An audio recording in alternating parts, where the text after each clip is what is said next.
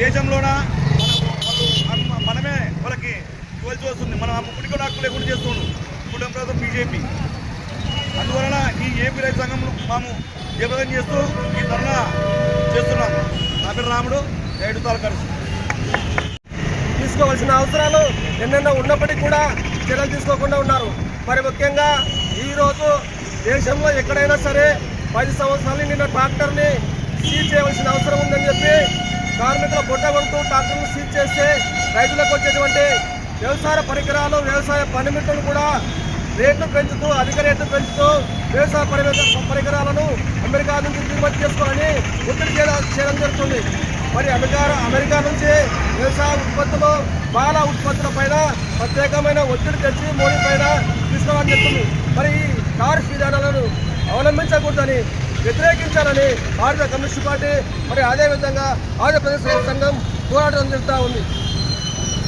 ఈ అవకాశం ఇచ్చినటువంటి మండల సోదరులారా, మరి ఈరోజు కేంద్రంలో అధికారం వెలుగబెడుతున్నటువంటి బీజేపీ ప్రభుత్వం దేశవ్యాప్తంగా రైతులకు వ్యతిరేకమైనటువంటి చర్యలు తీసుకోవడం జరుగుతుంది.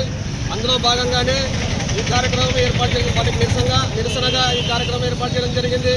మరి ముఖ్యంగా ఈ కార్యక్రమానికి కారణమైనటువంటి ఆంధ్రప్రదేశ్ రైతు సంఘం మండల అధ్యక్షులు కొడాలి రాముడు గారికి, ఆంధ్రప్రదేశ్ రైతు సంఘం మండల సహాయదర్శి గోవింద్ గారికి, అదేవిధంగా తాలూకా మోటార్ వర్కర్స్ యూనియన్ నాయకులు, మరి ఏఐటీసీ తాలూకా అధ్యక్షులు రాముడు, అమాలి సంఘం సెక్రటరీ విశ్వనాథ్ గారికి, మరి తోటి అమాలి కార్మికులకు, రైతులకి అందరికీ కూడా భారత కమ్యూనిస్ట్ పార్టీ తరఫున ప్రత్యేకమైన ధన్యవాదాలు తెలియజేయడం జరుగుతుంది. మరి ముఖ్యంగా ఈరోజు దేశంలో పంటలు పండించే రైతుకి అతి గతి లేకుండా ప్రభుత్వాలు వ్యతిరేకమైనటువంటి చర్యలు తీసుకుంటున్నాయి. అందులో ప్రధానంగా అమెరికా తోటి సుంకాల దిగుమతి కోసం వారికి అనుకూలమైనటువంటి అదానీ అంబానీలకు కట్టబెడుతూ వ్యతిరేకమైన రైతుకు నష్టపోయే విధంగా జీవోలు తీసుకురావడం జరుగుతూ ఉంది.